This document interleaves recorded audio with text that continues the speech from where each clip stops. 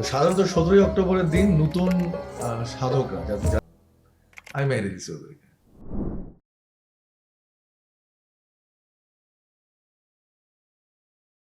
আরিফিন ভাইয়া, thank you so much for coming. আপনার সাথে আড্ডা দিতে পারা ডেফিনেটলি আমার জন্য খুবই আনন্দের বিষয় আর কি। পার্সোনালি আমি আপনার সঙ্গে প্রায় কানেক্টেড 10 বছরের বেশি সময় ধরে, এবং আমরা একসাথে দীর্ঘ সময় কাজও করেছি। আপনার সম্পর্কে আমার ব্যক্তিগতভাবে অনেক কিছুই জানাশোনা, যে জিনিসগুলো হয়তো অডিয়েন্স জানে না আর কি।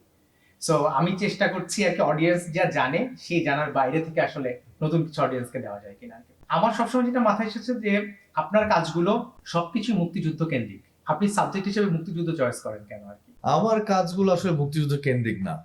আমার কাজগুলো মানবিক একটা প্লটের উপরে আমরা কাজ করি।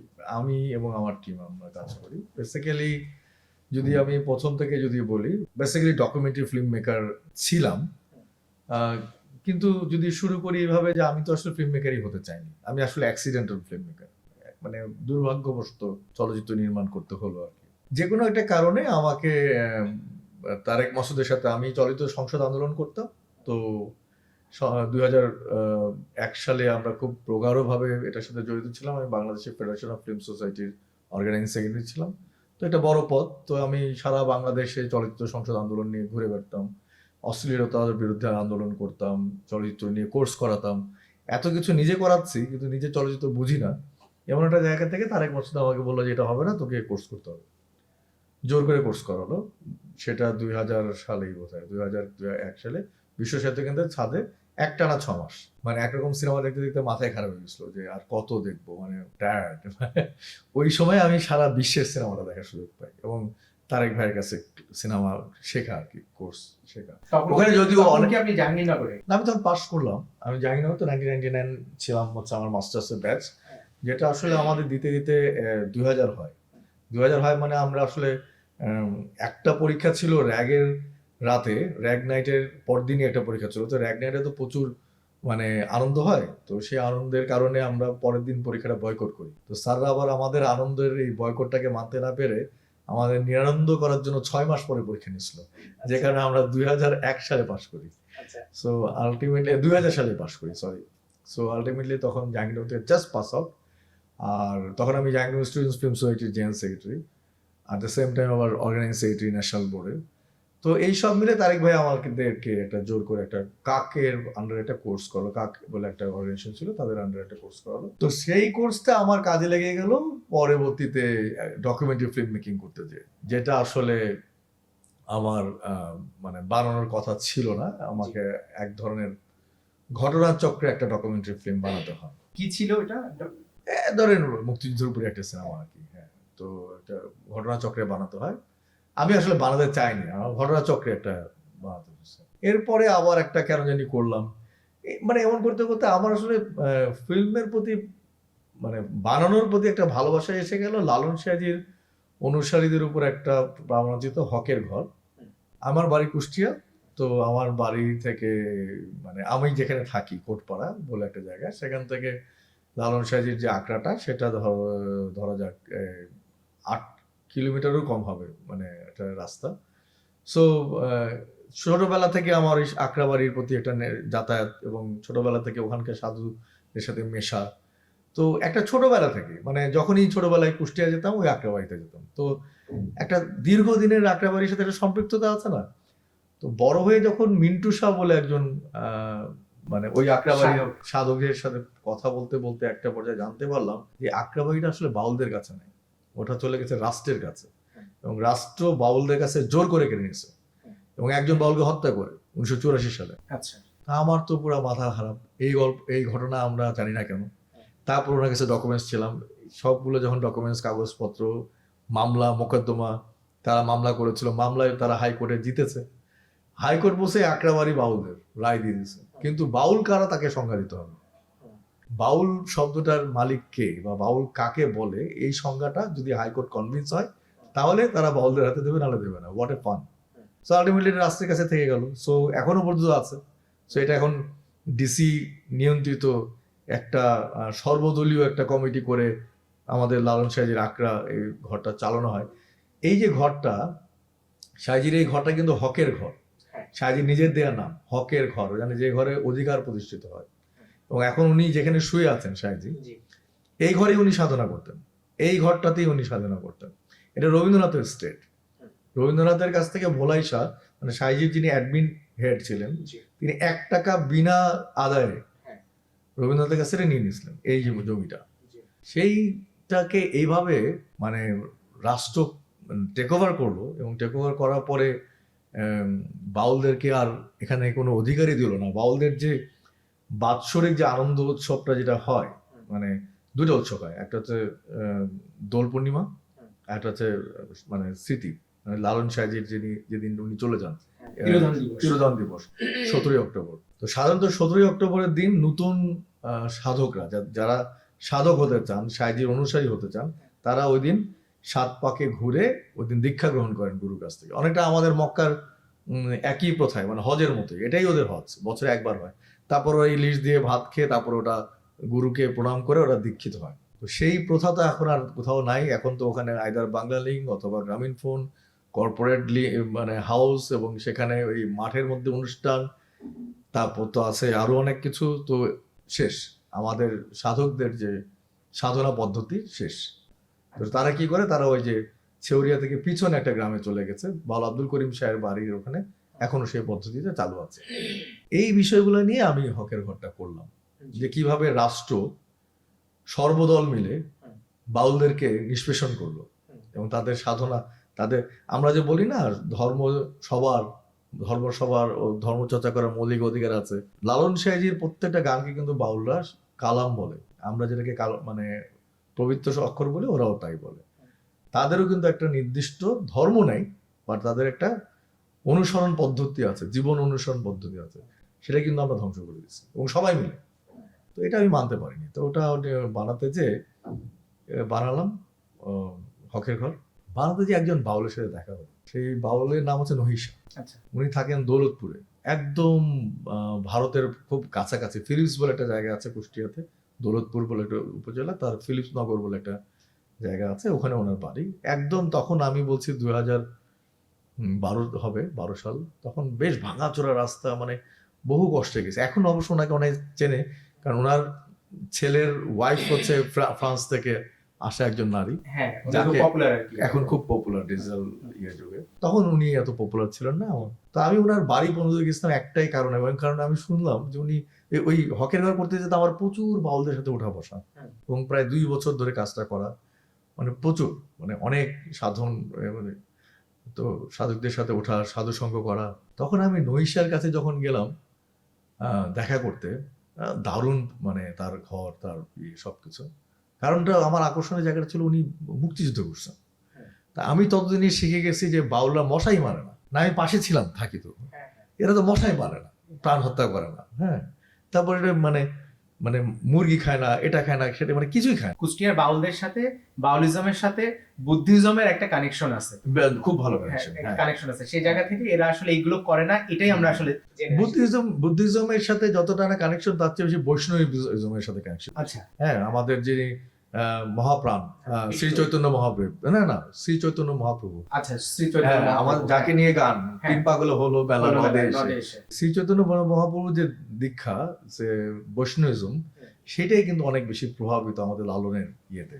অ্যাট দ্য সেম টাইম ইসলাম আছে, হিন্দুইজম, মানে আদি হিন্দুইজম, শ্রীকৃষ্ণ অনুসারীদের যে হিন্দুইজম, অ্যান্ড অফকোর্স দ্য সহজিয়া, মানে বৌদ্ধ ধর্মের 2টা পার্ট, সহজিয়াটা অনেক বেশি প্রভাবিত লালন সাহেজের উপরে। তো আমার দেখার বিষয় ছিল যে মশা মারে না লোকজন, সেই লোক যুদ্ধ করলো কেন? So I went to Daulatpur. Tough time, tough day, but I finally reached হিম।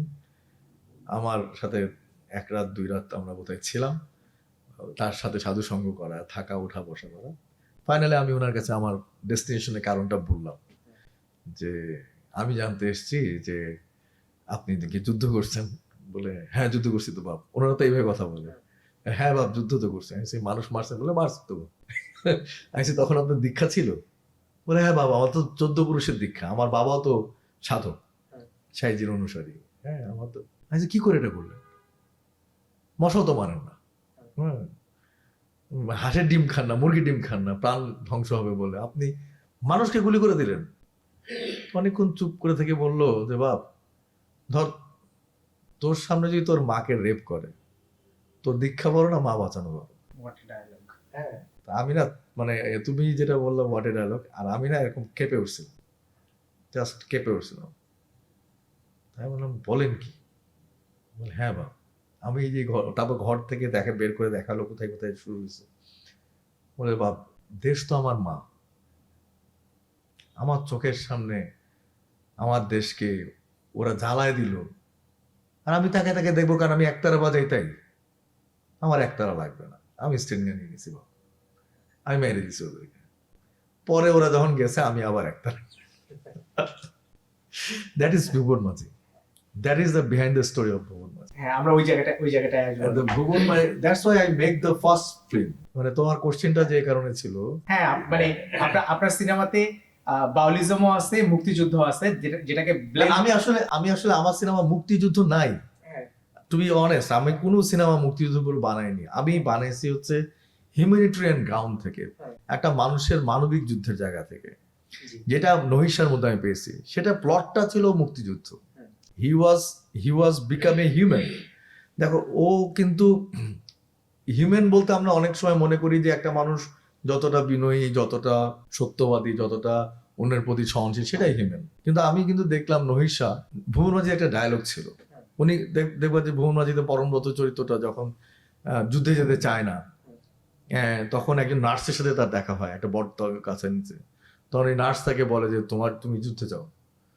তখন বরম বলে যে আমি তো মানুষ মারতে পারি না। তখন ওই নার্সটা, ওর নাম শুভ্রা থাকে, এটা কিন্তু রিয়েল ক্যারেক্টার, শুভ্রা একটা রিয়েল নার্স। এই ঘটনাটা ঘটছিল তার জীবনে, সে মানিকগঞ্জের মেয়ে ছিল, কলকাতা চলে গেছে। তো শুভ্রা বলছিল যে আমার বাড়ি মানিকগঞ্জে ছিল, আমি এখন কলকাতায় থাকি, আমার বাপ দাদাদের সবাইকে মেরে ফেলা হয়েছিল 64-র পরে। আমরা বাংলা বলি, আমরা হিন্দু, এই জন্য আমাদের মেরে ফেলতে হবে? মানুষ যদি তুমি বাঁচাতে চাও, তুমি যদি মানুষের পৃথিবী চাও, তাহলে কিছু অমানুষ তোমাকে মারতে হবে। অমানুষ না মেরে মানুষের পৃথিবী তৈরি হয় না। এটাই ছিল ভুবন মাঝির আমার জন্য দেয়া পাঁচ লাইন। মানে as a director, this is my পাঁচ line to the audience. But দর্শক ওটা দেখেনি, দর্শক খালি আমি তোমারই নাম গাই নিয়ে ব্যস্ত, দর্শক প্রেম ভালোবাসা নিয়ে ব্যস্ত, পরমব্রত আর অপর্ণার প্রেম নিয়ে ব্যস্ত। এই পাঁচ লাইনটা আমি আজ পর্যন্ত কোনো দর্শকের কাছে শুনি নাই। আমি তোমারই নাম গাই, এটাও তো কাইন্ড অফ অনেক আধ্যাত্মবাদের একটা গান। কারণ আমি যতবার গানটা শুনেছি, মানে এই সিনেমাতে আমি কাজ করেছি, এই সিনেমাতে আমি ছিলাম, এই গানটা আমি রিপিটেডলি শুনেছি, এবং সারা পৃথিবীর যেখানেই বাজে আমার কানে যখন এই গান আসে, আমি রিলেট করতে পারি যে সামহাউ এই ক্রিয়েশনের সাথে আমি কানেক্টেড আর কি। যতটা না প্রেমের গান হিসাবে এটাকে একসেপ্ট করে দর্শক, আমার কাছে মনে হয়েছে দর্শক অনেক বেশি কানেক্ট করে পরমাত্মার সঙ্গে আমি তোমারই নাম গাই। এটা আমি কানেক্ট করি এভাবে যে গানটা তো লিখেছেন এবং সুর করেছেন কালিকা প্রসাদ। সো আমি আসলে কালিকা প্রসাদকে অ্যাজ এ ডিরেক্টর, আমার দেওয়া ব্রিফটা ছিল এরকম যে আমি একটা গান চাই, যে গানটা 1971 সালের গান হবে, সেই স্টাইলে হবে, সেই রিদমে হবে, 71-এর রিদম হবে, 71-এর স্টাইল হবে, অনেকটা হেমন্ত যেভাবে গান গেতেন বা সন্ধ্যা মুখোপাধ্যায় যেভাবে গান গেতেন সেইভাবে হবে, কিন্তু গানটাকে কানেক্ট করবে 2017 সালের ইয়ুথরা, এরকম একটা গান চাই। তো বিশ্বাস করো, তুমি তো জানো বোধ হয়, তুমি যেহেতু ছিল, কালিকা প্রসাদ প্রথম যখন গানটা লিখে হোয়াটসঅ্যাপে আমাকে পাঠালো, আমি কিন্তু রিজেক্ট করছিলাম। আমি বলছি সেই আবার আমি তুমি। তারপর কালিকা প্রসাদ বললো যে আমি তাহলে গেয়ে পাঠাই। উনি যখন গেয়ে পাঠালেন, তখন আই ফাউন্ড দ্য ডিফারেন্স। এখন আমি জানি এখানে তুমি যেহেতু স্পিরিচুয়ালের কথা বললা, মানে মহাৎপুর, মানে জীবাত্মা পরমাত্মার কথা বললা, তুমি, আমার কাছে মনে হচ্ছে কালিকা প্রসাদের সাথে আমার জার্নিটাতে আমি মনে করে যে এই গানের ব্যাকগ্রাউন্ডটা একটু ডিফারেন্ট। সেটা হচ্ছে এই গানের মূল সোর্সটা হচ্ছে বাউল আব্দুল করিম শাহী। আচ্ছা, বাউল আব্দুল করিম শাহী সাথে কালিকা প্রসাদ 2001 সালে দীর্ঘ সময় কাটিয়েছিলেন। এটা কালিকা প্রসাদই এই গল্পটা আমাকে করেছিল। এবং বাউল আব্দুল করিম শাহী কিন্তু এক ধরনের ফিলোসফিতে বিশ্বাস করতেন, সেটা হচ্ছে যে শুধু গুরু ভজনাই হচ্ছে বাউলের ধর্ম না, শিষ্য ভজনাও বাউলের ধর্ম। যে গুরুর শিষ্য ভজনার নাই, মানে যোগ্যতা নাই, সেই গুরুই হয়ে ওঠে না, তাকে শিষ্য ভজন করবে কেন? নিউ পার্সপেক্টিভ, আমি এই পার্সপেক্টিভে পরিচিত। হ্যাঁ, সুতরাং গুরুকেও বলতে হবে যে শিষ্যই আমার সব। শুধু গুরু শিষ্যই বলবে না গুরুই আমার সব, গুরুকেও বলতে হবে শিষ্য আমার সব। শিষ্য না থাকলে গুরু নাই, গুরু না থাকলে শিষ্য নাই। সুতরাং দুজনই পরিপূরক, দুজনকে স্বীকার করতে হবে। সেই ফিলোসফিটা কিন্তু কালিকা প্রসাদ ধারণ করতেন বলে উনি কিন্তু আমি তোমারই নাম গাই, আমারও নাম গাই তুমি, নাম গাও তুমি, এই লাইনটা উনি ওখান থেকে নেয় বলে আমি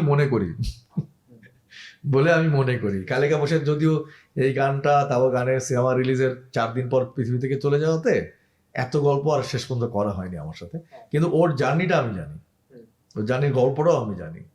সুতরাং ওই জায়গা থেকে আমি বুঝতে পারি যে কালিকার ফিলোসফি আসলে এটা কোথা থেকে ডেভেলপ। হ্যাঁ, এটা আসলে বাউল আব্দুল করিম সাহেবের ফিলোসফি থেকে ডেভেলপ। আমাকে একবার বলেছিলেন, আমাকে না মানে আমাদের পুরো টিমকে একবার বলেছিলেন যে বেসিক্যালি ভুবন মাঝির গল্পটা আপনি ওহী নাজিলের মতো করে পেয়েছেন। একদমই তাই, ওই গল্পটা ঈশ্বরের কাছ থেকে পাওয়া, দর্শকদের একটু শোনান। এটা আমার কিছু করার ছিল না আসলে। ওই যে বললাম না, নহিশের কাছ থেকে ফিরে এসে যখন ঢাকায় আসলাম, ঢাকায় এসে তারপরে আমার তখন একটা সাদা টয়োটা কি একটা গাড়ি ছিল, হ্যাঁ ছোট আমার পাশে আমার যে ভুবন মাঝি ফার্স্ট এডি ছিল ধ্রুব, ও তখন গাড়ির পাশের সিটে বসে, আমি ড্রাইভ করছি, তখন ইসিবি রাস্তাটা নতুন হয়েছে, জাস্ট নিউলি, তখন এই ফ্লাইওভার টাইভার হয়নি, জাস্ট রাস্তাটা হয়েছে আর কি। তো আমি বাড়ি ফিরছি কোনো একটা জায়গা থেকে, তখন ধ্রুব আর আমি বাড়ি ফিরছি, ইসিবিরও কাছাকাছি কোনো একটা জায়গা থেকে মাথার মধ্যে ভুবন মাঝির গল্পটা ডাউনলোড হতে শুরু করে। আমি তখন ড্রাইভ করি, আমি কিন্তু গাড়ি চালাচ্ছি, তো পুরা গল্পটা আমার মাথায় ডাউনলোড হচ্ছে। কেন হচ্ছে আমি বলতে পারবো না, কোথা থেকে হচ্ছে কিচ্ছু বলতে পারবো না, আমি খালি দেখতে পাচ্ছি, মানে আমি গাড়ির স্ক্রিনের দিকে না থাকে, আমি সিনেমা দেখতেছি গাড়ির সামনে। আমি কিছু দূর যাওয়ার পর আমি বুঝলাম যে আমি আসলে গাড়িটা অ্যাক্সিডেন্ট করে ফেলবো, আমি আসলে গাড়িতে কিছুই দেখছি না, আমি একটা সিনেমা দেখতেছি এবং গাড়িটা অ্যাক্সিডেন্ট হয়ে যাবে, আমরা দুজনে মরে যাবো। তো আমি তাড়াতাড়ি করে বায়ে একটু থামলাম, থামার পরে ধ্রুব বললো কি হলো, আমি বললাম যে কিছু হয়নি, তুমি আশেপাশে রেস্টুরেন্ট কোথায় দেখো, হ্যাঁ বললো যে এই তো সামনে একটা।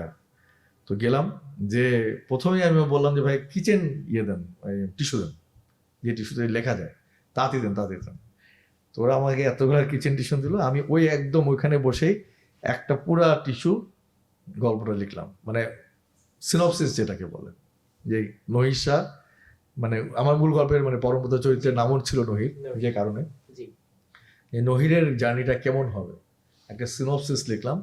লেখার পরে আমি ওখানে একটু শান্ত অনুভব করলাম, মানে যখন লেখা শেষ হলো শান্ত অনুভব করলাম। মনে আছে আমি স্যুপ অর্ডার করলাম, স্যুপ খেলাম, ওর সাথে গল্প করলাম, তারপরে ধ্রুবকে বললাম ধ্রুব এটা ফার্স্ট সিনেমা সিনপসিস, তারপরে ও পড়লো, তারপর তার বাসায় আসা, তারপর আছে ওই টিস্যুগুলোকে আছে না, টিস্যুটা ভেরি আনফরচুনেটলি টিস্যুটা নাই রাখা, আমি ভুবন মাঝে অনেক কিছু রেখে দিচ্ছি, ওই টিস্যুটা নাই, বাট ভুবন মাঝে অনেক কিছু, ইভেন ভুবন মাঝে যে মানি ব্যাগটা ইউজ করতাম সে মানি ব্যাগটা রাখছি।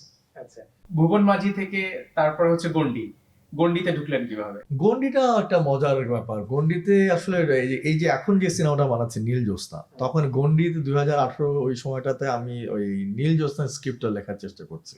এটা আমি পড়া ছিল আগে, আমি পড়া স্ক্রিপ্টটা লেখার চেষ্টা করছি। এমন সময় এগুলো ঈশ্বরিক, মানে ঐশ্বরিক বোধ হয়, আমি ঠিক জানি না। এমন সময় একদিন আমার একজন বড় ভাই, ওনার নাম শুভজিৎ, কলকাতায় থাকেন, উনি আমার অফিসে আসলেন, এসে কি একটা প্রসঙ্গে গল্প করতে করতে বলছেন যে এরকম একটা কলকাতায় বৃষ্টির একটা গল্প, ওনার একটা ছোট গল্প আছে।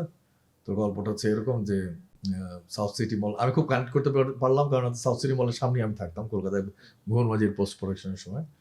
তো সাউথ সিটি মলে প্রচণ্ড বৃষ্টি, একজন বয়স্ক লোক বের হয়ে এসে ছাতা আছে তার হাতে, হঠাৎ দেখে একজন তারই সমসাময়িক বয়স্ক আর একজন ভদ্র মহিলা, বয়স্ক মানে ধরো 50 to 60, তার কাছে ছাতা নেই এবং সে ট্যাক্সি ডাকতে পারছে না। তখন উনি বললেন যে আমি কি আপনি ট্যাক্সি ডেকে দেবো, আমার সাথে আসতে পারেন।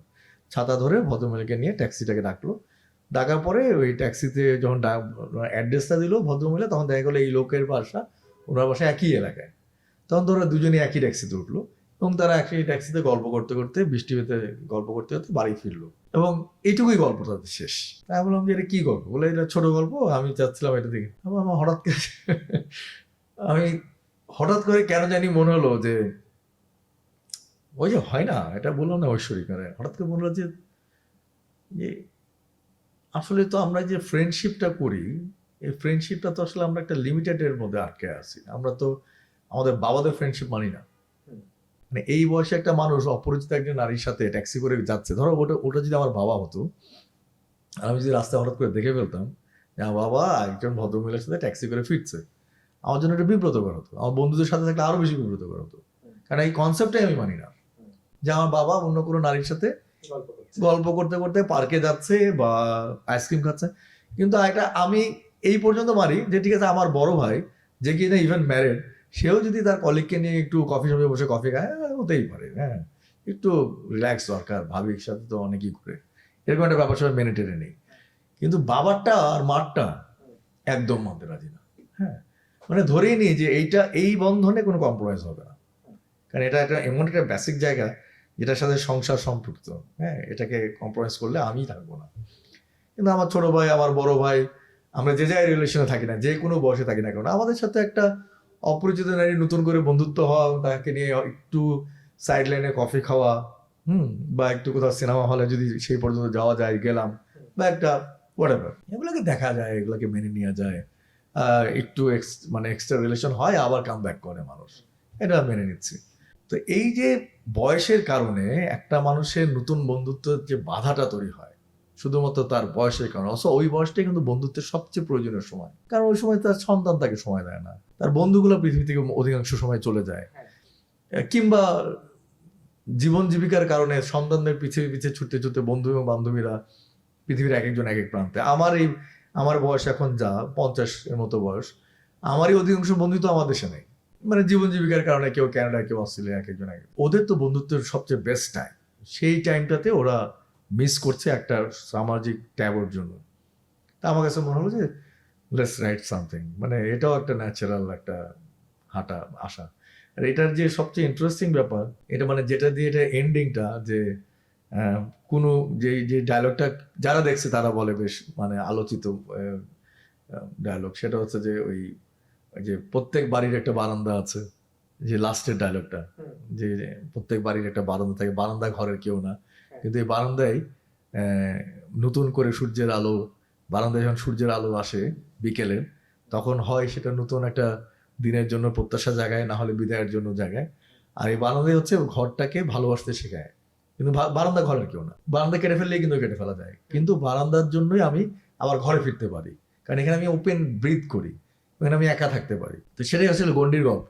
হ্যাঁ, তো এই মানে এই ফিলোসফিটাও, ওই বারান্দা তত্ত্ব বলি বা যাই করি না কেন, এটাও কিন্তু হঠাৎ করেই আমার অফিসের বারান্দার একটা লাইট থেকে আসছে। আচ্ছা, এটা কোনো ইন্টেনশনাল মানে গল্পের মধ্যে ছিল না, হঠাৎ করে এসেছিল।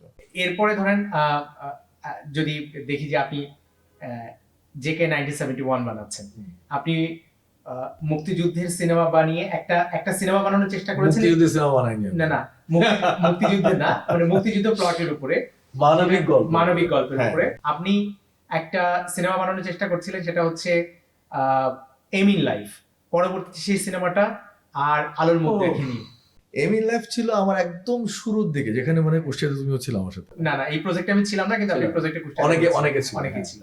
আচ্ছা, একেবারে শুরুতে ওই যখন আমি সিনেমা বানানোর জন্য একটা মানে ওই যে বললাম না, হকের ঘরের পর একটা ফুল লেন্থ বানাবো বলে ঠিক করছি, কিন্তু ফুল লেন্থ বানানোর জন্য সাহস হয়ে উঠছে না। তখন আমাকে একজন ভদ্রলোক, এখন আর নামটা মনে নাই কে দিল, বলে দেখো তুমি যদি ফুল লেন্থ বানাতে চাও, ওই যে কোরআনের একটা কথা আছে না, যতক্ষণ তুমি প্রস্তুত না ততক্ষণ তোমাকে দেওয়া হয় না। বলে তুমি তো প্রস্তুত না, তোমাকে তো প্রস্তুত হতে হবে, নাহলে তো আল্লাহ তোমাকে দেবে না। গুড, ভালো কথা। তো আমি তো আসলে ফুল লেন্থের জন্য প্রস্তুত না। একটা ফুল লেন্থ চালানোর জন্য প্রোডাকশন কিভাবে চালাতে হয়, হ্যাঁ, একটা বড় ক্যামেরা কিভাবে চালায়, এতদিন তো এতটুকু ক্যামেরা নিয়ে কাজ করছে, একটা অ্যারি কিভাবে চালাতে হয়, ডিওপি কি করে ম্যানেজ করতে হয়, লাইট কি করে manage, long light, short light, কিছু তো আমি জানি না।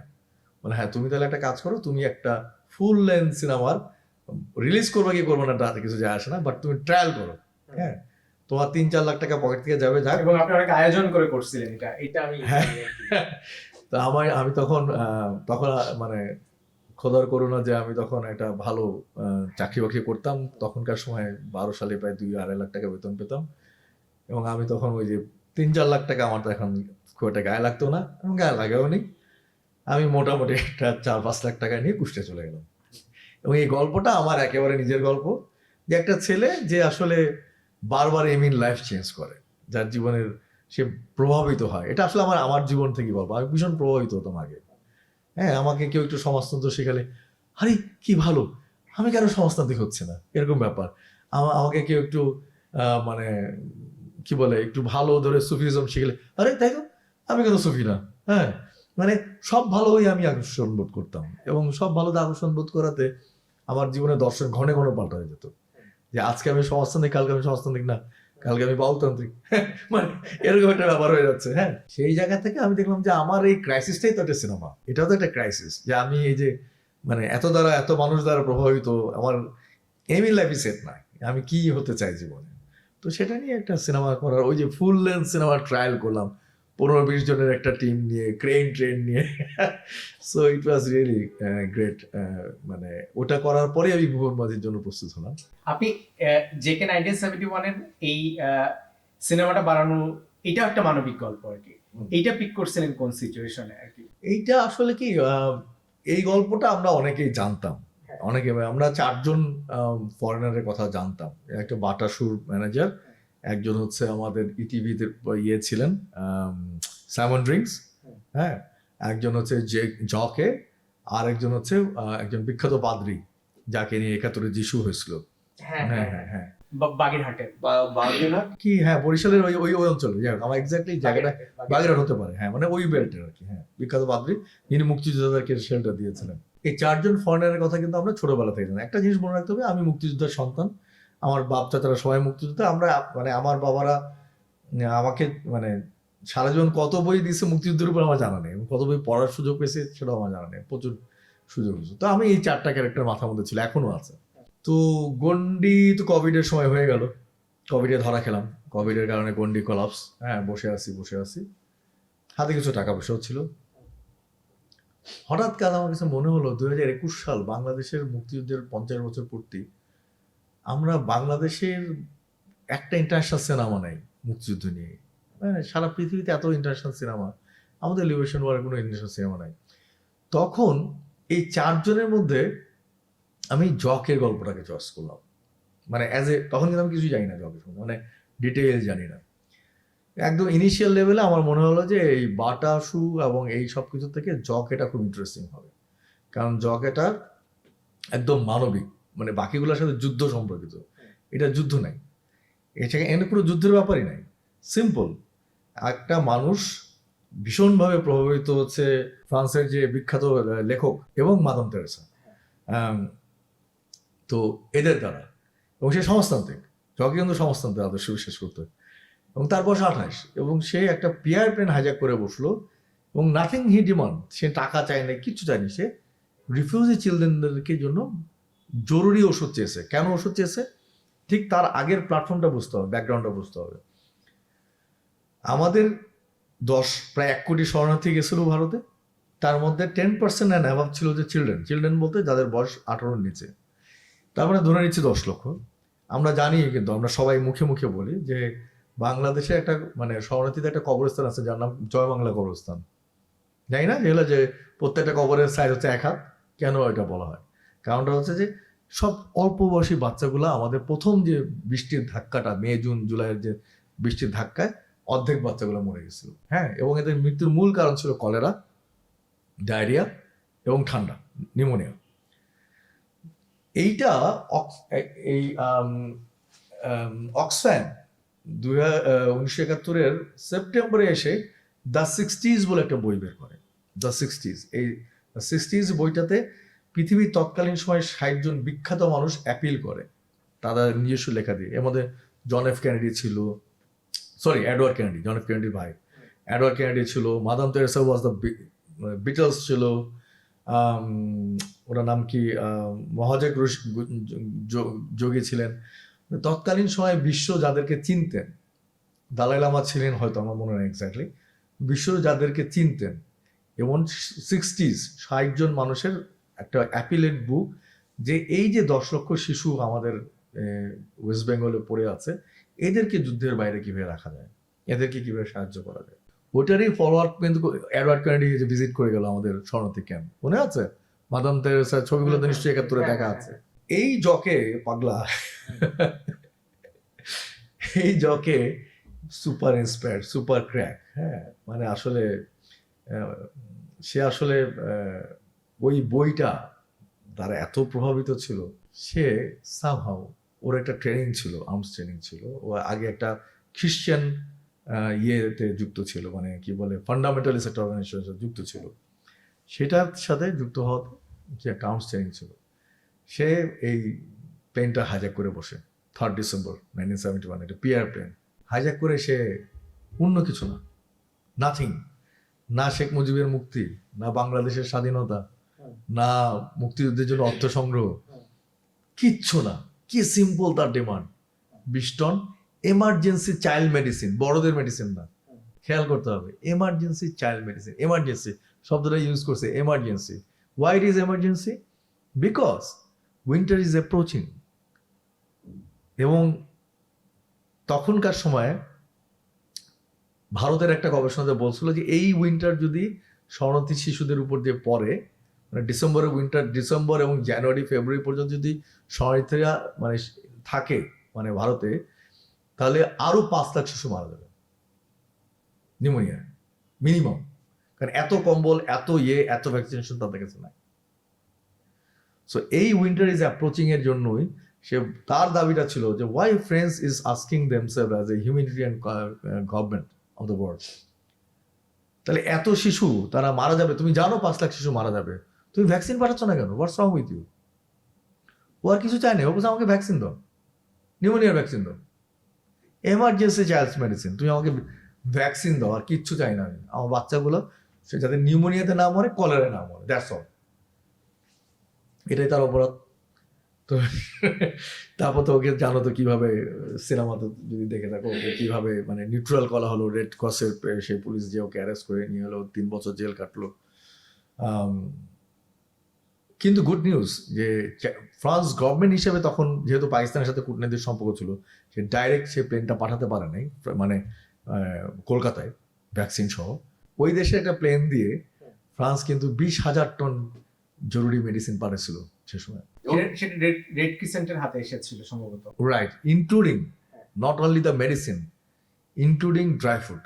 এবং ওর মধ্যে 20,000 টনের মধ্যে 6,000 টন ছিল শুধু ভ্যাকসিন। অন্তত পক্ষে ওই সময় ধারণা করা হয় অন্তত পক্ষে 3 থেকে 4 লাখ বাচ্চাকে ভ্যাকসিন দেওয়া গেছিল নিউমোনিয়া। হ্যাঁ, this is because of the জকে। তো that's why I love the plot, because this plot is only for humanitarian appeal. এই সিনেমাতে আমার একটা 5 লাইন আছে, সেই 5 লাইনটা এরকম যে জকে বলছে, let the child out of the war. তোমরা সবাই মিলে সারা পৃথিবীতে যত ইচ্ছা যুদ্ধ করো, বাট শিশুদের নিয়ে যুদ্ধ করো না। সেটা যে গাজার বেলাও তাই তো হলো, সারা পৃথিবীতে সব জায়গায় তুমি দেখো। আমরা কিন্তু আমাদের শিশুদেরকে, আমাদের শিশু দেখো, আমি বাঙালি, আমার কাছে গাজার শিশু কিন্তু আমার শিশু, তাই না? পৃথিবীর যে দেশের শিশু হোক না কেন, শিশু কিন্তু আমাদের কাছে শিশুই। আর বিশেষ করে তুমি আমরা যারা বাবা হয়ে গেছি, আমরা কিন্তু টের পাই শিশু কি জিনিস। যারা বাবা হয়নি তারা টের পায় না, হয়তো আর একটু কম পায়, কিন্তু আমাদের থেকে হয়তো কম উপলব্ধি করে। কিন্তু আমাদের সন্তান থাকাতে আমরা গভীরভাবে উপলব্ধি করি শিশুর মূল্য কি। তো এই যে গাজা বলি বা 71-এর মুক্তিযুদ্ধ বলি বা ইয়েমেন বলি, সারা পৃথিবীতে যত জায়গায় শিশু হত্যা হয়েছে, let the war out of the child. যুদ্ধ যেখানে খুশি, যত খুশি তোমরা বড়রা করবাই। মানে যুদ্ধ তো এটা আমাদের নিয়তি, এটা পৃথিবীরই নিয়তি বোধ হয়, এটা থামানো যাবে না, যুদ্ধ চলবেই সারা জীবন। But not let the child within the war. শিশুদেরকে যুদ্ধের মধ্যে কেন আমরা আনি? আমরা কি এইটুকু হিউম্যানিটেরিয়ান হতে পারি না? যে আমরা কি এইটুকু মানে বন্দোবস্ত করতে পারি না যে না, আমরা শিশুদেরকে গায়ে হাত দেবো না? ঠিক আছে, আমরা একটা জায়গায় বোম করবো, আমরা 2 ঘন্টা আগে বলে দিই বাবা শিশুদের সরাও। হসপিটালে বোম করবো না, স্কুলে করবো না, সেটাই তো আমাদের হওয়ার কথা ছিল, তাই তো? তো এই জন্য আমরা ওই স্ক্রিপ্টটাকে ইয়ে করি। তো এটা এই স্ক্রিপ্টের একটা বড় একটা কৃতিত্ব আমি অবশ্য দিতে চাই প্রথম আলোতে যে একটা আমাদের বন্ধু প্রতিম সাংবাদিক ইফতিকার মাহমুদ, ওর নাম ইফতি ডাকনাম, ও হচ্ছে এটার ফার্স্ট রিসার্চটা করছিল 2015 সালে। ইয়েস, 2015 সালে। ওটা আমাকে অনেক বেশি ইন্সপায়ার করছিল। ওইটাই হচ্ছে ফার্স্ট নোন অফ মাই ইয়ে। আমি যে কাজটা করে স্ক্রিপ্টটা লিখছিলাম, সেটা আজকে ফার্স্ট টাইম তোমাকে বলি। আমি প্যারিসে পার্থপ্রতিম মজুমদার আছেন এবং আরো অনেক বন্ধু আছেন আমাদের, তাদেরকে দিয়ে উদিচির প্যারিসে যিনি ছিলেন, তাকে দিয়ে আমি সামান্য কিছু কাজ করার সুযোগ পেয়েছিলাম। সেটা হচ্ছে যে আমি চেষ্টা করেছিলাম যে প্রথমে যে চেষ্টাটা করেছিলাম সেটা হচ্ছে যে হার্ড কপি পাওয়া যায় কিনা যে ওই যে কনভিক্টেড, যেটা দিয়ে 5 বছরের জেল দেওয়া হয়েছিল জকে, সেটার রায়ের কপি পাওয়া যায় কিনা, that is the only thing as a document কি হয়েছিল প্লেনের ভিতর। কারণ আমরা তো কেউ প্লেনের ভিতরে ওই যাত্রী ছাড়া কেউ জানে না, না জানি না। পাইনি, ডকুমেন্টস পাইনি, অনেক দিন ওয়েট করছি, অনেক খোঁজাখুঁজি ডকুমেন্টস পাইনি, কিন্তু খুবই ফর্চুনেট আমি অনলাইনে কিছু ডকুমেন্টস পেয়েছিলাম।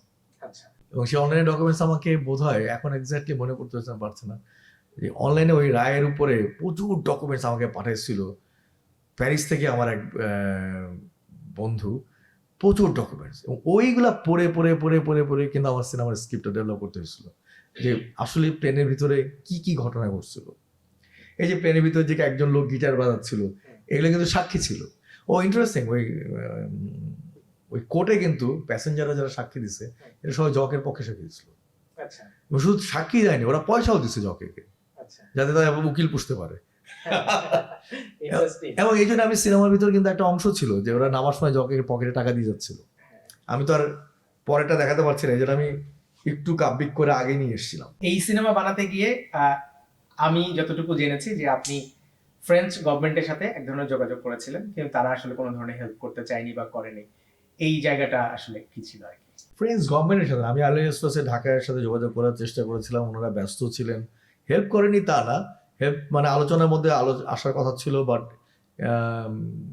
ওনাদের যিনি দায়িত্বে ছিলেন তখন আবার শিফট হলো, আর এটা কোভিড টাইম, আমি তো কোভিডের মধ্যে শুটটা করছি, তো সবকিছু মিলে মানে হয়ে উঠলো না ব্যাপার। জকে কি বাংলাদেশ সরকারের কাছ থেকে পেয়েছিল পরে? না, Friendship award আমাদের পেয়েছিল? ফ্রেন্ডশিপ অ্যাওয়ার্ডটা ওনাকে দেওয়া হয়নি, কারণ আমি যতটুকু জানি, এটা বিতর্কিত হতে পারে, বাট আমি যতটুকু জানি ততটুকুই বলছি, যা আমার জানা মতে। কারণ আমি জকের জন্য অ্যাপিলও করেছিলাম, কেন পাইনি, ওকে দেয়া হোক। এটা আমি বাংলাদেশ গভর্নমেন্টের বিভিন্ন আমার সাধ্যে যতটুকু করিয়েছিল তৎকালীন সরকারের যতটুকু পর্যন্ত যাওয়া, তত মধ্যে আমি বলেছি যে তাকে একটা অ্যাওয়ার্ড দেওয়া হোক বা তার ফ্যামিলি মেম্বার। বলেছিল আমাদের আমি সরকার বলবো না, আমি বলবো আমাদের ব্যুরোক্রেসি প্রবলেম ছিল। আচ্ছা ব্যুরোক্রেসি প্রবলেম আমাকে বলে আপনি ফ্রেঞ্চ এমবাসি অফ ফ্রান্স থেকে একটা এনওসি নিয়ে আসেন। যে আমি ওয়াই মি, বলে যে বিকজ উনি তো আসলে আইনত অপরাধী, রাষ্ট্রের ফ্রান্স গভর্নমেন্টের কাছে আইনত অপরাধী। আমি বলছি যে আপনি এটা জানেন না, গভর্নমেন্ট অফ ফ্রান্স তাকে মানে বেকসুর খালাস তো না, মানে ওই যে কি এটা আইনের টার্ম কি বলে এটাকে, যে তোমার উপরে আরোপিত সকল মামলাকে আমি প্রত্যাহার করে নিলাম, এটা আইনের একটা টার্ম আছে, অ্যাটোনমি কি জানি একটা বলে, আমার জানা নেই। আমি জানতাম, এই ওয়ার্ডগুলো ভুলে গেছি, অনেকদিন আগে কাজ করছি তো এই ওয়ার্ডগুলো এখন আর মাথায় নেই।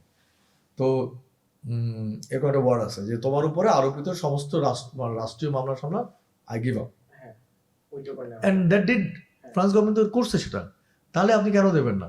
বলে এরকম যে করছে তার কোনো লিখিত, ভাই আমি সিনেমা বানাইছি, আমি তো এটা ইনভেস্টিগেটর, কতটুকু লেভেলে করছি, আপনি একজন পররাষ্ট্র মন্ত্রণালয়ের কর্মকর্তা, ইটস ইয়োর চয়েস, আপনি চিঠি দেবেন ফ্রেঞ্চ এম্বাসিকে অথবা আপনি চিঠি দেবেন ফ্রেঞ্চ এম্বাসিকে, তাদের কাছে জানতে যাবেন, তার কাছে পাল্টা চিঠি আসবে, তারপর আপনারা সিদ্ধান্ত নেন। কিন্তু ব্যুরোক্রেসির এই লজিকটা কিন্তু আসলে খুব একটা স্ট্রং না, কারণ পাকিস্তানের 2-4 জনকে, আই এম শিওর না কতজনকে, পাকিস্তানের বেশ কয়েকজনকে হচ্ছে ফ্রেন্ডশিপ অ্যাওয়ার্ড দেওয়া হয়েছে বাংলাদেশের মুক্তিযুদ্ধ অবদান রাখার জন্য, যারা পাকিস্তানের নাগরিক। তাদের নামে কি পাকিস্তানের রাষ্ট্রীয় মামলা ছিল? হ্যাঁ তাদের, আচ্ছা পাকিস্তানের মামলা ছিল কিনা? রাষ্ট্রীয় মামলা ছিল, এর নামে তো রাষ্ট্রীয় মামলা। আচ্ছা, ফ্রেঞ্চ গভর্নমেন্ট নিজে মামলা করছে, যেহেতু সে প্লেন হাইজ্যাক করছে, প্রবলেমটা ওইখানে ছিল।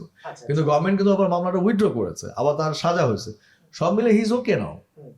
সে কিন্তু 2012 সালে মারা গেছে, 2012 সালে 12ই ডিসেম্বর উনি মারা গেছেন একটা নৌকার উপরে। আমি কিন্তু ওনার গ্রামের বাড়ি গেছি, আচ্ছা প্যারিস থেকে। উনি শেষ বয়সে তো বোধহয় ছিলেন ল্যাটিন আমেরিকার কোনো একটা দেশে। না, উনি মারা গেছেন ওনার নিজের গ্রামে মারা গেছেন। নিজের গ্রামে মারা গেছেন। উনি কলকাতায় এসেছিলেন 74 সালে কলকাতায় এসেছিলেন, 81 কি 82 সাল পর্যন্ত কলকাতায় ছিলেন। 1 টাকার আহার বলে এখন বিদ্যানন্দ যেটা করে, এটা কিন্তু ওনার কনসেপ্ট। আচ্ছা উনি 1 টাকা দিয়ে 1 টাকার আহার বলে একটা এনজিও চালাতেন।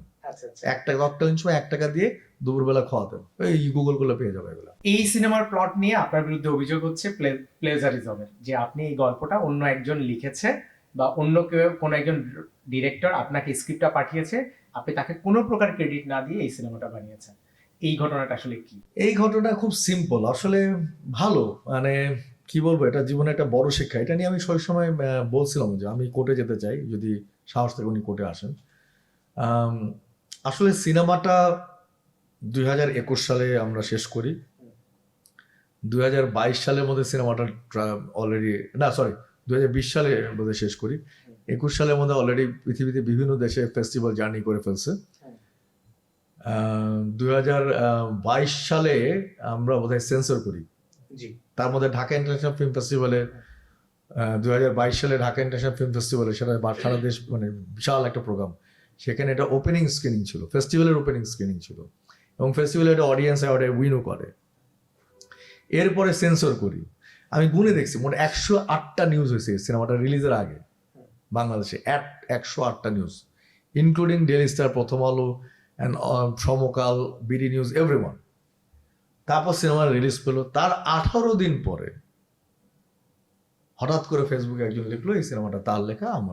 আমার ওয়াইফ আমাকে হঠাৎ করে রাতের বেলা বললো, আরিফিন এটা কি? সেটা কি মানে? আমি তো কিছু জানি না। তারপর তো শুরু হয়ে গেল আমার বিরুদ্ধে অনেক ফোন টোন, এই সাংবাদিকরা জিজ্ঞেস করা এইসব। আমি তো লোকটাকে আসলে ভুলে গেছিলাম। মানে এখন ধরো তুমিও যদি আমার কাছে এসে একটা গল্প দিয়ে যাও, হ্যাঁ ধরো তুমি আনন্দ, তোমাকে আমি পছন্দ করি, তোমার গল্পটা আমি পড়বো। এখন ধরো তোমার কোনো এক বন্ধু, আমি হয়তো উনি অনেক সম্মানিত মানুষ মিউজিক সেক্টরে, পরে দেখলাম উনি মিউজিক সেক্টরে অনেক সম্মানিত মানুষ, কিন্তু আমার কাছে অতটা গুরুত্বপূর্ণ ছিল না। উনি আমার বাবার এক বন্ধুর মাধ্যমে, এই ভদ্রলোক আমার অফিসে এসেছিলেন 2020 উনি তো আসলে ভাবতেন যে যেহেতু আমার বাড়ি কুষ্টিয়া এবং ভুবন মাঝে আমি পেয়েছি সরকারি অনুদান, সুতরাং হাসানুল্লাহ ইনুর সাথে আমার সম্পর্ক খুব ভালো, তা আমার মাধ্যমে যদি ইনু ভাইকে বলে এই সিনেমা মানে এরকম জকের উপর একটা সিনেমা উনিও যদি একটা অনুদান পান। তা আমি আসলে তখন ওনাকে বোঝানোর চেষ্টা করছিলাম আমি তো আসলে এইভাবে অনুদান পাইনি, কোনো পলিটিক্যাল ইনফ্লুয়েন্স ছিল না, আমি আসলে আমার মতো করে পেয়েছি। অনেক বোঝানোর পরে উনি কিছুতেই আমাকে, তখন আমার যতদূর মনে পড়ে আমি মনে করছি ঠিক আছে আপনি ইমেল বা কিছু একটা করে দেন, আমি আপনাকে জানাবো, আমি পড়ে জানাবো। আমার আর ওই সময় ইমেলটা পড়ার সুযোগ হয়নি ওরা, তবে উনি আমাকে ইমেল করেছিলেন ওনার স্ক্রিপ্টটা, দ্যাট ইজ ট্রু। সেই ইমেলটা আমি চেক করছি হচ্ছে এই 18 দিন পরে, মানে 2-2.5 বছর পরে, ওই ঘটনার পরে। উনি যে আসলে ইমেল করছে বলে ওনার ফেসবুকে যে দেখি যে সত্যি ইমেলটা পড়ে আছে। আচ্ছা, এখন আমার করণীয় কি? ততক্ষণে আমার বন্ধুরা আমার পিছে অনেক মানে জোরালোভাবে লেগে গেছে। আমার খুব কাছের বন্ধুরা আমার এই কলঙ্ক নিয়ে কলকাতায় যতজনকে পারছে জানাই দিচ্ছে। আমার খুব কাছের কলকাতার বন্ধুদের কাছ থেকে আমি বাউন্স ব্যাক পাচ্ছিলাম, এ কি হচ্ছে ঢাকায় তোমাকে নিয়ে, হ্যাঁ মানে, এবং পাঠাচ্ছে কি আমারই কাছের বন্ধুরা, দেখেন আপনাদের আরেকজন কি কেলেঙ্কারি, কি চোর, হ্যাঁ এত কথা, হ্যাঁ এই মানে আমি তখন ভয়ঙ্কর একটা ডিপ্রেশনের মধ্যে চলে গেলাম। তো তুমিও আমাকে খুব সাহায্য করছিল মেন্টালি, যে তুমি বলছিলে যে এরকম হচ্ছে আরিফিন ভাই কিছু একটা আপনি বলেন, এটা করেন সেটা, আমাকে অনেক গুড ফ্রেন্ডস আমাকে অনেক সাজেশন করছেন। আসলে কি এগুলা না মানুষের নেওয়া যায় না, কঠিন লাগে। হ্যাঁ, তো আল্লাহর কাছে শুক্রিয়া যে আমি হঠাৎ করে কোথা থেকে জানি সাহসটা পেলাম যে লেটস ফাইন্ড ইট আউট। প্রথম যে কাজটা করলাম, যে উনি ওনার স্ট্যাটাসে লিখছিলেন যে উনি এটা কপিরাইট করে রাখছেন। ভালো, বুদ্ধি তো ভালো, কপিরাইট অফিসে যাই। কপিরাইট অফিসে আমার কুষ্টিয়ার একটা লোক আছে, তাকে বললাম যে ভাই এই গল্প কপিরাইট বের করেন তো। ওনার সিনেমার নাম কিন্তু জকে বা এসব কিছু না, কি দুই বন্ধু বা জীবনের কি একটা গল্প টল্প। আমি বললাম যে কপিরাইটটা বের করেন তো। বললো যে এটা আর্কাইভে চলে গেছে, 2000 কত সালের কপিরাইট, এটা এখন আর নাই, এটা জাতীয় গ্রন্থাগারে চলে গেছে। তাই বের করতে হলে পয়সা খরচ করতে হবে, 4000 টাকা দিলাম। 4000 টাকা দিয়ে তার কপিরাইট বইটা বের করলাম, পড়লাম। দুই বন্ধুর গল্প, একজনের নাম সবুজ, আরেকজনের নাম কি ভুলে গেছি। দুই বন্ধু মুক্তিযুদ্ধে যাবে, পাড়ার ছেলে মুক্তিযুদ্ধে যাবে, এবং অনেক ক্যারিকেচারের মধ্যে মুক্তিযুদ্ধে যায়। যেদিন তারা মুক্তিযুদ্ধে যায় আগরতলায়, সেই দিন ওরা যাওয়ার পথে গুলি খায় বা কিছু একটা আহত হয়।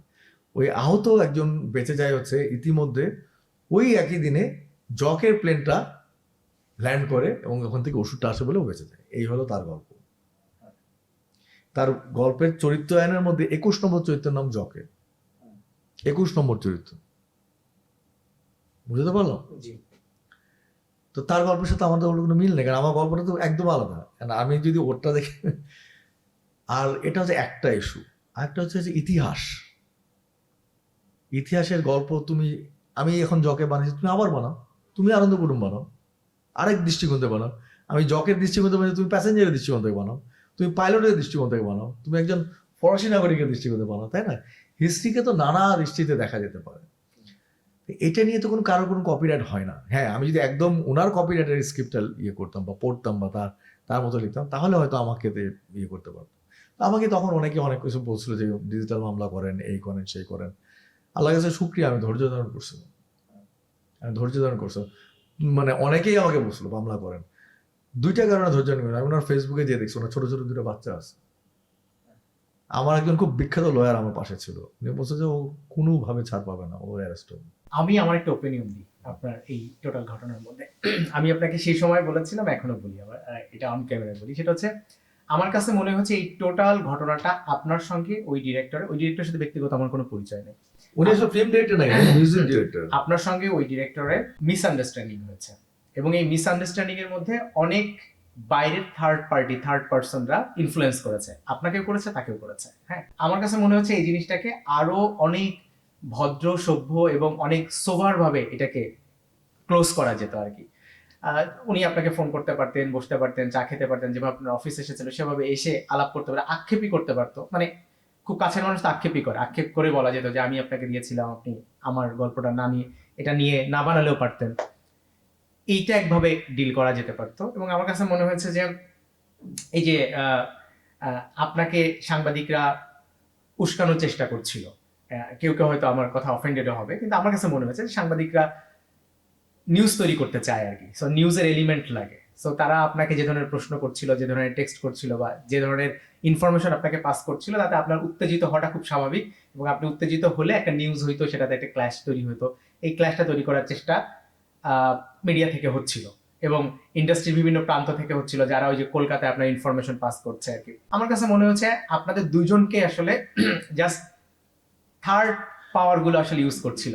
হতে পারে। দেখো, আমার কথা হচ্ছে কি জানো, মুক্তিযুদ্ধের একটা প্ল্যাটফর্ম, ধরো এখন নবাব সিরাজউদ্দৌলা পলাশির যুদ্ধ, পলাশির যুদ্ধ নিয়ে তুমি একটা স্ক্রিপ্ট লিখছো, সেটা আমাকে দিছো। আমার গল্প তো ওই স্ক্রিপ্টের ধার কাছেও নাই।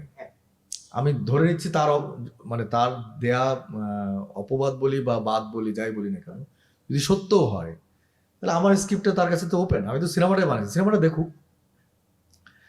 আমার সিনেমার কোনো কিছুই তার ধার কাছে দিও না। আমার সিনেমাটার অংশ, হ্যাঁ, একটা অংশ তো মিলবেই, কারণ এটা তো ঐতিহাসিক সত্য যে জকে প্লেন হাইজ্যাক করছে, জকে মানে ওটিসিতে কথা বলছে, এগুলো তো কিছু অংশ তো মিলবে। এগুলো ঐতিহাসিক সত্য। তার গল্প আছে, আমার গল্প আছে, এটা তো ঐতিহাসিক জায়গা, তাই না? এটা নিয়ে তো কোনো মানে ইয়ে নেই। কিন্তু গল্পের যে মূল জায়গাটা, সেটার সাথে তো আমার সাথে তার কোনো কনফ্লিক্ট নাই। সেও যদি সিনেমাটা দেখতো, আমারটা দেখতো, আশা করি দেখছেও কিনা দেখেনি।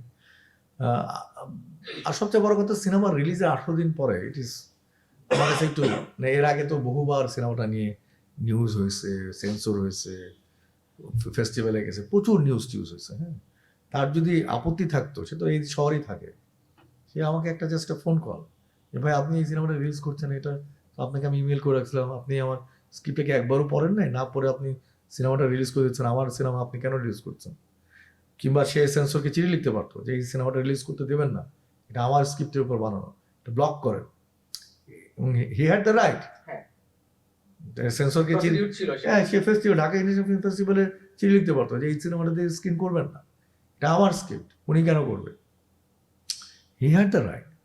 তো ওনার এই সমস্ত রাইটগুলোকে উনি ওভারলুক করে সামাজিক যোগাযোগ মাধ্যমে সে হঠাৎ করে দাবি করে বসলো, সেটা আমার দুঃখের জায়গা। তবে আমি আল্লাহর কাছে তার জন্য দোয়া করি যে সে সৃষ্টিশীল মানুষ, সে যদি সিনেমাটা বানাতে চায়, নিশ্চয় সে আমার চেয়ে ভালো বানাবে, আমি বিশ্বাস করি। একে খন্দকারের সঙ্গে আপনি একটা ডকুমেন্টারি বানিয়েছেন আপনি, সেটা হচ্ছে কিলো ফ্লাইট। আমি বানাইনি, ওটা আমি প্রডিউসিং করছি। আপনি প্রডিউসিং আমার হাউসের লোক, আপনার হাউস থেকে বানানো হয়েছে, যার থ্রুতে আপনার একে খন্দকারের সঙ্গে এক ধরনের ডিসকাশন হয়েছে, তার সঙ্গে আপনার দীর্ঘ সময় সবার সাথে একটা যাত্রা হয়েছে। একে খন্দকার স্যার রিসেন্ট টাইম মারা গিয়েছেন, ওনার সঙ্গে জার্নিটা আপনার কেমন ছিল, এটা বলেন। A K Khandaker, it is a name, it is a name. মানে আমি আসলে বুঝতে পারতাম না মুক্তিযুদ্ধে কিন্তু অনেকগুলো ডাইমেনশন আছে। যে ধরো, আমরা তো মুক্তিযুদ্ধকে একভাবে মনে করি, এটা যুদ্ধ, go and fight, take the training, go and fight, take the training, go and fight, guerrilla. হ্যাঁ, কিন্তু মুক্তিযুদ্ধে অনেকগুলো ডাইমেনশন আছে। মুক্তিযুদ্ধের একটা ডাইমেনশন হচ্ছে অ্যাডমিনিস্ট্রেটিভ ডাইমেনশন, যে এই যে 11টা সেক্টর চলছে, এটাকে সরকার, মানে যেটাকে আমরা আমাদের সরকার বলতাম, মুজিবনগর সরকার বলতাম, that government has to run. এই 11টার সাথে কোঅর্ডিনেট করা, নো ফোন, নো আওয়াবিল পাখি। So is only way to connect through চিঠি দেয়া, চিঠি দিয়ে দিয়ে সোর্সের মাধ্যমে এই যে সেক্টর কমান্ডার্সের কাছে চিঠি পৌঁছানোর নির্দেশনা দেয়া। সো মুক্তিযুদ্ধে একটা জায়গা হচ্ছে 11টা সেক্টরকে ইউনাইটেড রাখা, ওয়ান ওয়েতে নিয়ে আসা। আরেকটা জায়গার কাজ হচ্ছে পররাষ্ট্র বিষয়গুলোকে হ্যান্ডেল করা, পাকিস্তানের নানা রকম ইন্টারন্যাশনাল প্রোপাগান্ডাকে মুজিবনগর সরকার থেকে ফেস করা, সেটাকে চ্যালেঞ্জ করা, সেটা অ্যান্সার করা। তৃতীয় আরেকটা বিষয় ছিল মুক্তিযুদ্ধের ভিতরে বিদ্রোহকে দমন করা, মুক্তিযোদ্ধাদের ভিতরে বিদ্রোহকে দমন করা। আমি জানি না বলাটা ঠিক হবে কিনা, বাট ধরো তখন শুনেছি যেটা, যে ধরো একটু চীনাপন্থী বা একটু উগ্র সমাজতান্ত্রিক একটা অংশ ছিল যারা মুক্তিযোদ্ধাদের সাথে নকশালদের একটা মার্চ করার চেষ্টা করতো, সেটাকে দমন করা। আরেকটা অংশ ছিল, এটাও লিখিত আছে ইতিহাসে, শুধু আমি বলতে দ্বিধা নেই, সেটা হচ্ছে ছাত্রলীগের একটা বিশেষ বাহিনী, নিউক্লিয়াস বলে যে দলটা, টিম ছিল, যারা নিজেদেরকে মুজিব বাহিনী বলে দাবি করতো, যারা তাজউদ্দিন আহমেদকে সরকার প্রধান মেনে নিতে পারেনি, যারা মনে করতো যে তাজউদ্দিন আহমেদ যদি বিদ্রোহ করে তাহলে তারাই মুজিব না আসা পর্যন্ত তারা জীবন দিয়ে লড়াই করবে, তাদের একটা বাহিনী থাকবে, সেটা মুজিব বাহিনী। সেই বাহিনীর সাথে মুক্তি বাহিনীর কিন্তু অনেক জায়গায় যুদ্ধ হয়েছে। মুক্তি বাহিনী, মুজিব বাহিনী, উগ্রপন্থী বাম বাহিনী, তোহার যে বাহিনী চাঁপাইনবাবগঞ্জে, এবং খণ্ড খণ্ড বিভিন্ন বাহিনী, খেয়াল করো, যেমন কাদেরিয়া বাহিনী, হেমায়েত বাহিনী, আলতাফ বাহিনী। This are the big things. এবং তুমি কে, আমি কে, মানে আমাদের শক্তি কোথায়? আমাদের টাকা নাই, ভারত সরকার কেস দিলে মুক্তিযোদ্ধারা কেস পড়ে। এরকম একটা সিচুয়েশনের মধ্যে দিয়ে টোটাল পিকচারটাকে, একটা হচ্ছে তাজউদ্দিন আহমেদ, আরেকটা হচ্ছে আমাদের ওসমানী সাহেব। এই তো উনি যুদ্ধ দেখেন, উনি রাজনীতি দেখেন। হ্যাঁ, এবার একে খন্দকারকে, হি ওয়াজ অলমোস্ট লাইক নট ঘোষিত, ইট ওয়াজ অঘোষিত। He was almost like the second person of Tajuddin Ahmed. Why? Because they live in the same room. তারা 9 মাস একটা ঘরে থাকতেন। তাহলে তার থেকে বেশি মুক্তিযুদ্ধকে ব্রডার অ্যাঙ্গেলে কেউ তার দেখে নাই। মানে যে কিনা একই সাথে যুদ্ধটাও দেখ, because of the he is the air force person, সে যেমন যুদ্ধটাও দেখতো, এট দ্য সেম টাইম সে পলিটিক্সটাও দেখতো। কারণ রাতের শেষে তো তাজউদ্দিন আহমেদ তার সাথে গল্প করতে, কথা বলতো, ইয়েস, পলিসি শেয়ার হতো। সো বিদ্রোহ, অন্তর কষ্ট, অন্তর জ্বালা, ভিতরে ভিতরে ষড়যন্ত্র, মানে ভিতরে তো আওয়ামী লীগেরও একটা ষড়যন্ত্র ছিল, মোস্তাকদের একটা ষড়যন্ত্র ছিল। তো এত কিছু, এত ভার্সেটাইল, দৃষ্টি যার চোখ দিয়ে এসছে, তাকে ইন্টারভিউ করা, you understand, it's not a matter of joke.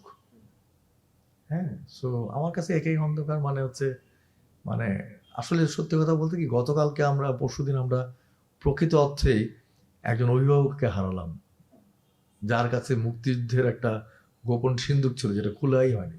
ধরেন আমরা যখন ওনার ইন্টারভিউ করছি আর কি, তখন আমার কাছে মনে হচ্ছে যে ওনার অনেক বেশি স্মৃতি বিস্মৃতি হয়েছে, কারণ অনেক কথাই উনি আর ঠিক মনে করতে পারেন না। ডেমেনশিয়া, ওনার বয়স বেড়েছে, এগুলো তো আরো অনেক আগে থেকে রেকর্ডেড হওয়া উচিত ছিল আর কি, আমার কাছে এটা মনে হচ্ছে আর কি। আসলে আমরা তো আমাদের মুক্তিযুদ্ধের অনেক কিছু রেকর্ডেড করতে পারিনি।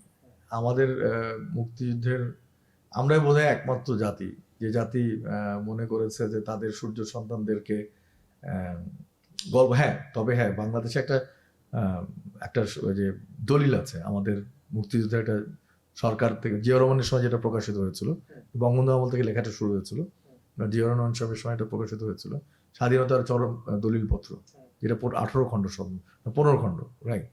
এটা একটা দুর্দান্ত একটা ব্যাপার।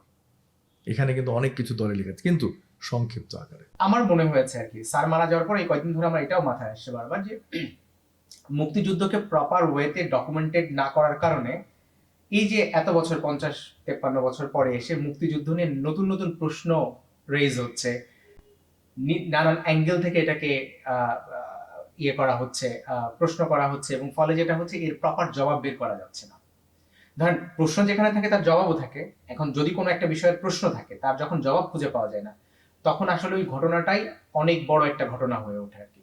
সো মুক্তিযুদ্ধকে প্রপারভাবে ডেসক্রাইব না ডকুমেন্টেড না করার কারণে প্রপারভাবে ডেসক্রাইব করা যাচ্ছে না। ডেসক্রাইব করা যাচ্ছে না বলে নতুন প্রজন্ম তার মানে ইতিহাসহীনতায় ভুগছে এবং ভুলভাল ইতিহাস তার মাথায় যাচ্ছে, ভুলভাল ইতিহাসে বিশ্বাস করা শুরু করছে। এবং পলিটিশিয়ানদের যেটা কাজ বা পলিটিক্যাল পার্টির যে কাজ আর কি, পলিটিক্যাল পার্টি তার নিজের প্রয়োজন অনুসারে সে হিস্ট্রি বানাবে, নিজের প্রয়োজন অনুসারে বর্তমান বানাবে, ভবিষ্যৎ বানাবে। আলটিমেটলি সেটাই হচ্ছে আর কি। এই যে এখনকার সময় এসে আহ, আহ, কেমন যেন মনে হয় যে মুক্তিযুদ্ধের একটা উল্টো স্রোত চলছে আর কি। এতদিন মুক্তিযুদ্ধকে আমরা যে দৃষ্টিকোণ থেকে দেখতাম বা যেভাবে দেখতাম, মুক্তিযুদ্ধকে ঠিক উল্টো স্রোত থেকে দেখার একটা চেষ্টা, মানে এখন বুদ্ধিজীবীদেরকে হত্যাই করা হয়নি, ওটা হ্যাঁ, ওটা ষড়যন্ত্র। ওটা ষড়যন্ত্র। এবং মুক্তিযুদ্ধটা একটা চরমতম ভুল ছিল, মুক্তিযুদ্ধ আসলে হওয়াই উচিত হয় নাই, মুক্তিযুদ্ধ আসলে প্রয়োজনীয়তা ছিল না। এখন সেরকম একটা ন্যারেটিভ, স্বাধীন হয়েছিলাম 47 সালে। হ্যাঁ 47 স্বাধীন হয়েছিলাম। এগুলোর দায়ভার আমাদের সিনিয়রদের ঘাড়ে আমার মনে হয় বর্তায়, কারণ তারা আসলে মুক্তিযুদ্ধকে ট্রুলি পলিটিক্যালি মানে পার্টি পলিটিক্স হিসাবে ডিল করতে গিয়ে আসলে হিস্ট্রিক্যাল ভাবে ডিল করতে পারে না আর কি। এটা আমার মনে হয় এখন আর কি এই কয়দিনে। এনিওয়ে, আপনার সিনেমাগুলোতে আপনি ভাইয়া কলকাতায় পোস্ট প্রোডাকশন করেন আর কি। আপনার কলকাতা অনেক বন্ধু আছে, কলকাতার কালচার, কলকাতার লাইফের সাথে আপনি অনেক বেশি কানেক্টেড আর কি। সাম্প্রতিক সময় দুই দেশের সম্পর্কের মধ্যে এক ধরনের টানাপোড়েন চলছে আর কি। এটা কি আপনার ব্যক্তিগত জীবনে, ব্যক্তিগত ফ্রেন্ডশিপে কোনো ধরনের সমস্যা হচ্ছে? একদম না, বড় বড় ফ্রেন্ডশিপ ডেভেলপ করছে। কলকাতায় কাজগুলো করার কারণ কি আসলে, ঢাকাতে না করে কলকাতায় যাওয়ার কারণ কি? না, ঢাকা কলকাতার মধ্যে আসলে খুব একটা পার্থক্য কিছু না, মানে আসলে ভুবন মাঝি করার কারণে, যেহেতু ভুবন মাঝি আমার পছন্দের চরিত্রটা ছিল পরমব্রত, তো তখন থেকে কলকাতায় একটু যাতায়াত হতো, ওর সাথে কথা বলা, কাজ করা। তারপর মিউজিক ডিরেক্টর কালিকা প্রসাদ, ওর সাথে যেতাম। তো যেটা হয় যে ঢাকায় পোস্ট প্রোডাকশন এখনো কিন্তু one stop post production house নাই, এক ঘরের নিচে তুমি সব পাওয়া। তুমি খেয়াল করে দেখো, কালার গ্রেডিং, এডিটিং, সাউন্ড, ফলি, মিউজিক, তারপর মাস্টারিং, সব মানে এক ঘরের থেকে বেরে একটা ঘরে ঢুকবা, এখান থেকে বেরো চলে যাবা। That is not possible in Dhaka. তোমাকে 10টা ঘরে যেতে হবে, 10টা ঘরে 10টা রাজনীতি আছে, 10টা ঘরের এ ভালো না তো ও ভালো আছে। আর আমি তো কাঁচা মানুষ, মানে তখন তো নতুন সিনেমা। তো সেই জায়গায় কলকাতায় যেয়ে দেখলাম এই যে একটা 2টা হাউস আছে, একটা নাম এডিট এফেক্টস, একটা নাম হচ্ছে তোমার SK movies.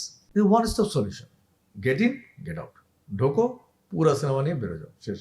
All that you have to pay, everyone is master class.